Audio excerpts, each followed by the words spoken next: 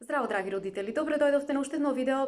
на свесното родителство на тема како контролата делува наспроти давањето простор на тинеџерите кога тие не се во својата автентичност. Тинеџерското време е период кој што е исполнето со голем број на бури и на конфликти помеѓу родителите и децата, особено затоа што тинеџерите најмногу знаат да ги предизвикуваат, да ги поттикнат родителите во сите нивни аспекти на животот. Родителите во глобала се запознати со проблемите кои што ги очекуваат и со кои што можат во кои што можат да навлезат нивните деца во тие години. Например, како што е земење на дрога, конзумирање на поголемо количество на алкохол, влегување постојано во луди забави до доцните утрински часови, не идење, значи дома на време, неслушање, значи немање на комуникација, потоа влегување во несоодветни врски, партнерски врски со партнери кои што имаат несоодветно однесување и така натаму. Меѓутоа, оно што најмногу ги интересира родителите е како да се справа со своите деца, како да возможат дисциплина на тинеџерите во тие години од развојот на детето. Меѓутоа, свесното родителство дава еден свесен пристап или еден духовен пристап, кој што гласи дека прво и основно кое што мора родителот да го направи со своето дете кога е во тие години е да се спротистави на неговата желба постојано да контролира. Значи, затоа што таа желба, доколку е насочен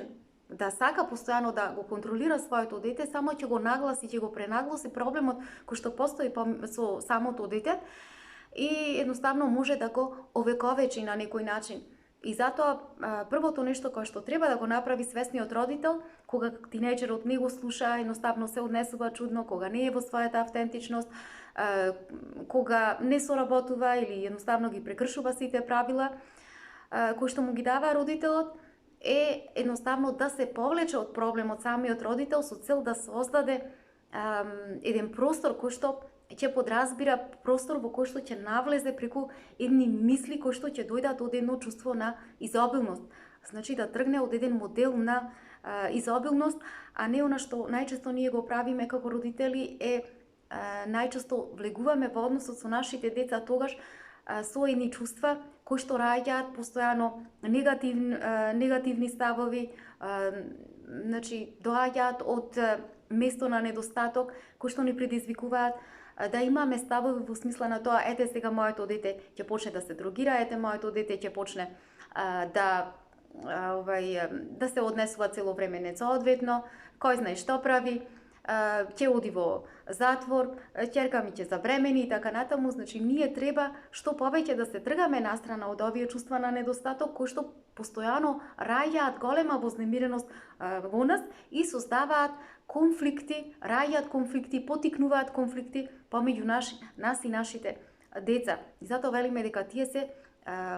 мисли и чувства кои што создаваат еден осиромашен однос помеѓу нас и нашите деца, создаваат раздвоеност помеѓу нас и децата, наместо еден простор на доверба и простор за комуникација со нашите деца. Особено тоа се случува и нагласено е во годините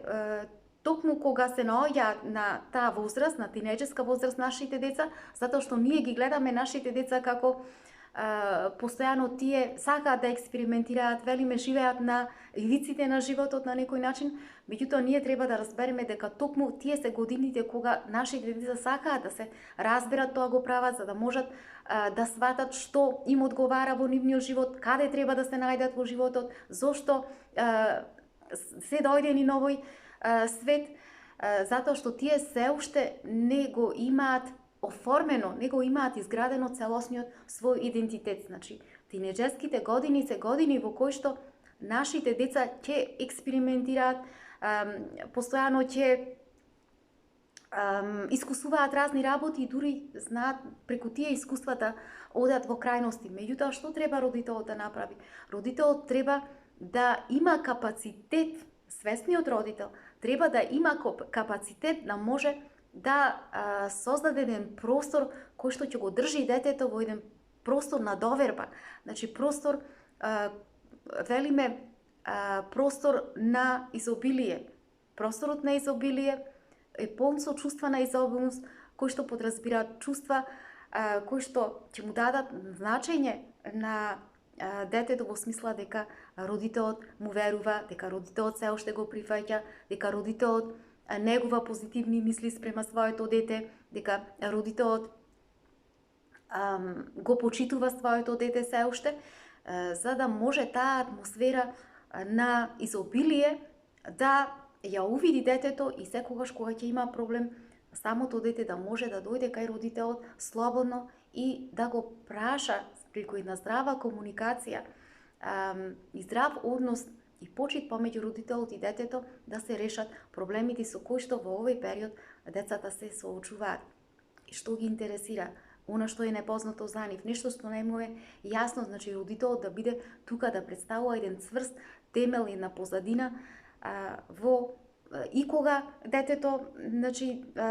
знае добро да се однесува и во моментите кога детето знае едноставно да не биде во својата автентичност, едноставно да излезе од своето добро однесување, кое што едноставно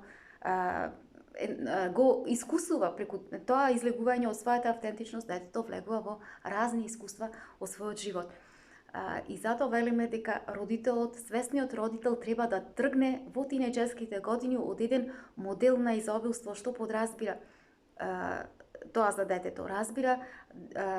дека родителот спрема детето се однесува во смисла на тоа: јас ти верувам, му вели јас ти верувам, јас знам дека прекрасно и многу добро те воспитав. Верувам дека тоа што сум те воспитал, во таквите моменти ти ќе можеш да го вратиш назад. Значи, тие моменти тебе ќе те разбудат, она што јас сум те воспитувал добро, дека во таквите моменти кога ќе се најдеш да се прашуваш себе си дали добро или лошо се постапувам, како постапувам во момент, дека тие моменти тебе повторно ќе ти се вратат и дека ќе ти помогнат да дојдеш до правилна одлука. Значи, јас, затоа што јас тебе добро те познавам и дека на крајот ти ќе го најдеш својот вистински пат по кој што јас те воспитував, по кој што јас ти кажував дека е здрав начин на одење низ животот. А доколку ти се уште го немаш најдено тој пат, тоа не значи дека во овој момент тебе ти фали дополнителна контрола, туку тоа значи дека јас како родител треба да ти дадам уште повеќе разбирање и комуникација добра, здрава комуникација, здраво разбирање, емпатија од моја страна. Драги мои, тоа би било се за ова видео. Имајте убав ден. Се гледаме.